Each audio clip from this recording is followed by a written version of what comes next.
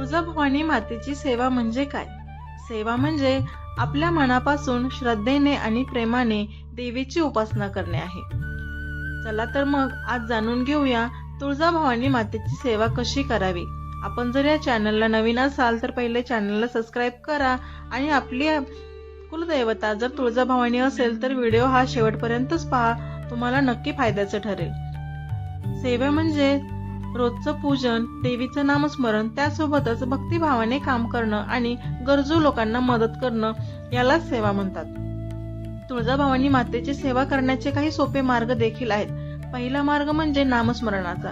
रोज सकाळी उठल्यानंतर देवीचं नाम घ्या. त्यासोबत रात्री झोपतानाही जय भवानी जय तुळजाभवानी नावाचा जप करा. हा जप 11 वेळा 21 वेळा तुम्हाला जेवढ्या वेळा शक्य होईल तेवढ्या वेळा तुम्ही हा जप करू शकता. त्यासोबतच तुमच्या घरामध्ये देवाऱ्यामध्ये देवीचा फोटो किंवा त्यासाठी मूर्ती ही असायलाच पाहिजे. त्याच्यासमोर एक दिवा लावायचा आणि फूल अर्पण करायचं. त्यासोबत छोटासा नैवेद्य, साखर दुधाचा नैवेद्य दिला तरीही चालतो किंवा खीर लाडू काहीही तुम्ही अर्पण करू शकता. आणि जेव्हा वेळ असेल तेव्हा सकाळी किंवा सायंकाळी तुम्ही आरती म्हणायला विसरायचं नाही. देवीचे काही विशेष वार आहेत, म्हणजेच मंगळवार आणि शुक्रवार. त्यासोबतच नवरात्रामध्ये देखील विशेष पूजा आणि महोत्सव असतो.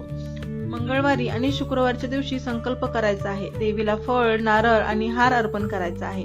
काही दिवस उपवास देखील करा. फळ खा, देवीचा जप करा. अभिषेक सेवा जर करायची असेल तर देवीच्या फोटोला किंवा मंदिरात दूध, पाणी आणि पंचामृताने तुम्ही अभिषेक करू शकता. एक छोटीशी समई लावा आणि म्हणावं, जय भवानी जय तुळजामाई, माझ्यावर कृपा कर. देवीच्या नावाने गरजूला मदत करा. कोणत्याही गरीब, विधवा किंवा वृद्ध स्त्रीला अन्न, कपडे दान मदत करा. हे सर्व देवीच्या नावाने करा आणि नम्रतेने म्हणावे, हे सगळं तुझ्या सेवेसाठी आहे माई. नवरात्रीमध्ये 9 दिवस देवीच्या 9 वेगवेगळ्या दिवसांची पूजा होत असते. त्यामुळे वेगवेगळ्या रंगाचे कपडे घालून देवीला फूल, फळ अर्पण करतच राहा. देवीची गाथा, कथा, आरती वाचा आणि ऐका. त्यासोबत देवीला काही वचन द्या आणि ते पाळा. जर तुम्ही कुठल्या संकटात असाल किंवा तुमचे कार्य होत नसेल तर तुम्ही देवीला एक नवस करून पहा. हे माई, माझं काम झालं तर मी तुला नारळ अर्पण करेल असं तुम्ही म्हणू शकता. किंवा तुमच्या इच्छेने तुम्ही काहीही नवस करू शकता. परंतु जर तुमचं काम पूर्ण झालं तर नवस केलेला फेडावाच लागतो. काम पूर्ण झाल्यावर नवस पूर्ण करा. त्यासाठी मंदिरात जाऊन नारळ, साडी, फळ, दिवा सर्व तुम्ही अर्पण करायचं आहे. सेवा ही मनापासून करा, दिखावा नको. शुद्ध मन, प्रेम आणि नम्रता ठेवा. देवी आईला तुमच्या कुठल्याही तुमच्या गोष्टीची अपेक्षा नसते. फक्त गरज असते ती तुमच्या श्रद्धेची, प्रेमाची आणि नम्रतेची. गरजूंना मदत करणे हे देखील मोठं सेवा कर्मच आहे.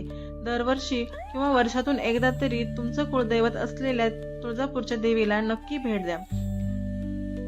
त्यासोबतच त्याची ओटी भरणे आणि परडी भरणे या 2 सेवा पारंपरिक, भक्तिभावपूर्ण आणि श्रद्धेने केल्या जाणाऱ्या खूप महत्वाच्या विधी आहेत. देवी म्हणजे ओटी भरणं आलंच आणि त्यासोबतच परडी भरणं आलंच. देवीच्या चरणी सौभाग्यवती स्त्रिया काही विशिष्ट वस्तू अर्पण करतात. त्याचा उद्देश म्हणजे देवीला सौंदर्य आणि सौभाग्य अर्पण करणं असतं. ओटीमध्ये एक साडी, चोळीपीस, हळद, कुंकू, नारळ, सुपारी, 5 फळं, हरभरे, फूल, लिंबू आणि दक्षिणा म्हणून काही सुट्टे पैसे आपण त्यामध्ये ठेवतो. नवस पूर्ण झाल्यावर नवरात्रामध्ये ग्रहप्रवेश, लग्न, बारसं, त्यासोबत देवीचे काही वार असतात, म्हणजेच मंगळवार, शुक्रवार, पौर्णिमा, आषाढ महिना, चैत्र महिना या काळामध्ये आपण ओटी भरू. त्यासोबतच परडी देखील भरायलाच पाहिजे.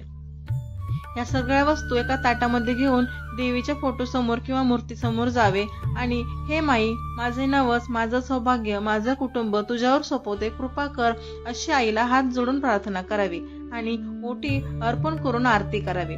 त्यासोबतच परडी भरणं म्हणजे काय तर हा एक कुलधर्म आहे, परंपरा आहे. नवसपूर्ती किंवा संकल्पपूर्तीसाठी देवीच्या चरणी कवड्या, कुंकू, सुपारी, नाणी, फळ इत्यादी वस्तू आपण परडीमध्ये भरतो. त्यासोबतच परडीमध्ये हळद, कुंकू, गोड पदार्थ, फळ, नाणं, कापडी पोत आणि धान्यामध्ये आपण बाजरीचं पीठ जे की मीठ घालून, त्यासोबत काही इतर जे धान्य असतात हे आपण परडीमध्ये भरतो. त्यासोबतच परडीमध्ये दिवा देखील लावला जातो, अगरबत्ती लावली जाते. आणि हे सुद्धा परडी सुद्धा कधी भरायची तर तुमचा एखादा नवस पूर्ण झाला असेल घटस्थापनेमध्ये किंवा नवरात्रीमध्ये देवीच्या पूजेच्या उपवासाच्या दिवशी तुम्ही परडी भरू शकता. ज्या वेळेस आपण देवीची ओटी भरतो त्याच वेळेस आपण परडी देखील भरली पाहिजे. परडी भरताना देखील आपण देवीला एकच कृपा करायची आहे, हे माई माझा नवस पूर्ण झाला, ही परडी मी तुझ्या चरणी अर्पण करतो, कृपा कर असं म्हणायचं आहे.